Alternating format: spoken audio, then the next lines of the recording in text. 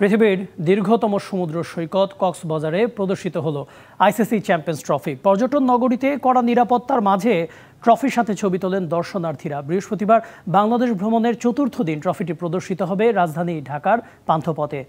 Trophy tour ঘিরে আয়োজকদের পর্যাপ্ত প্রচারণার অভাব এবার অবাক করেছে ক্রিকেট ভক্তদের। বিশ্বের দীর্ঘতম সমুদ্র সৈকতে হঠাৎ নিরাপত্তা বাহিনীর ব্যস্ততা। কক্সবাজারের লাবণী পয়েন্টে আইন শৃঙ্খলা বাহিনীর বাড়তি সতর্কতা আইসিসি চ্যাম্পিয়ন্স ট্রফিকে ঘিরে। বিশ্ব ভ্রমণের অংশ হিসেবে চ্যাম্পিয়ন্স ট্রফির স্বর্ণালী স্মারকটি এসেছে বাংলাদেশে। সোমবার ঢাকায় এলেও তা প্রথম জনসম্মুখে এলো কক্সবাজারে, যাকে ঘিরে বাড়তি উন্মাদনা পর্যটন শহরে।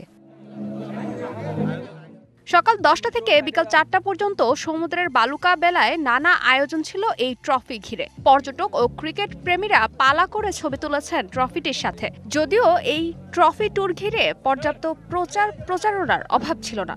দর্শনার্থীদের তালিকায় ছিলেন সংবাদকর্মী ও নিরাপত্তা বাহিনীর সদস্যরাও।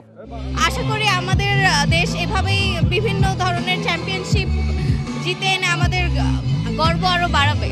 আসলে চিন্তা করতে পারি নাই যে এটা আমি সরাসরি দেখতে পারবো, তো অনেক ভালো লেগেছে এই জন্য।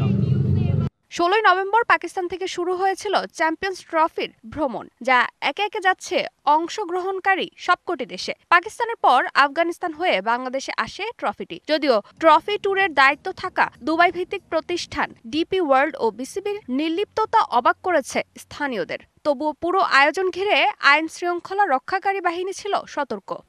আমরা ট্যুরিস্ট পুলিশ সহ র্যাব, জেলা পুলিশ সহ সার্বিক নিরাপত্তা ব্যবস্থা করছি। আর আমরা নিরাপত্তার জন্য যারা নিয়োজিত আছে সবাই আমরা সার্বিক নিরাপত্তা ব্যবস্থা করছি। কক্সবাজার পর্ব শেষে বৃহস্পতিবার ঢাকায় প্রদর্শিত হবে চ্যাম্পিয়ন্স ট্রফি। পান্থপথে সর্বসাধারণের জন্য উন্মুক্ত রাখা হবে ট্রফিটি। পরদিন শুক্রবার ট্রফি যাবে মিরপুর শেরে বাংলা জাতীয় স্টেডিয়ামে। ওই দিন ঢাকা থেকে সাউথ আফ্রিকার উদ্দেশ্যে রওনা দেবে ট্রফিটি। ফারজানা জাহান প্রিয়া, ডিবিসি নিউজ ডেস্ক।